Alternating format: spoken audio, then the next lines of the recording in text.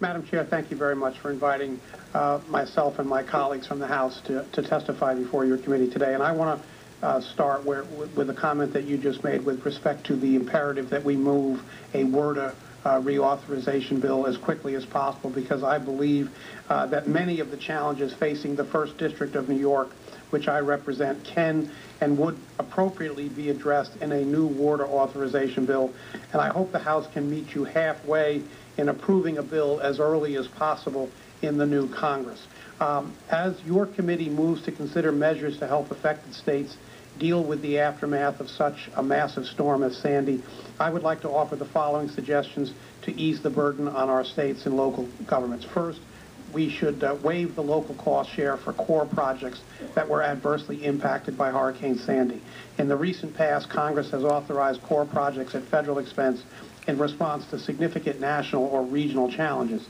In my view, the challenges facing our communities warrant such a change today, similar to the suggestion I offered when the House considered the Recovery Act in 2009.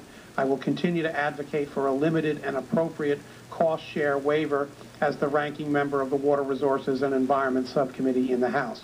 We should authorize a renewed commitment and investment in hurricane and storm damage reduction projects that provide invaluable storm protection for families of all socioeconomic levels in my district.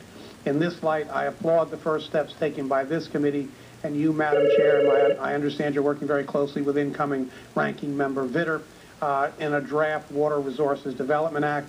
In addition, we must ensure funding is wisely allocated to storm damage reduction solutions that have demonstrated successes, such as the dunes in the West Hampton beach area of my district, and protect the inner bay ecology along the South Shore.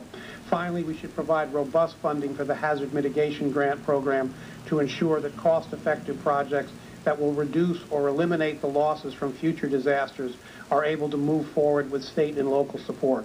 While providing federal support for recovery costs in affected areas is absolutely critical, a strong hazard mitigation grant program will save money in the long term and make our communities more resilient. I look forward to working with my colleagues on both sides of the aisle and in both chambers to expedite these and other measures to rebuild and restore our communities in a fair and equitable manner. I yield back and thank you very much. Thank you, Congressman.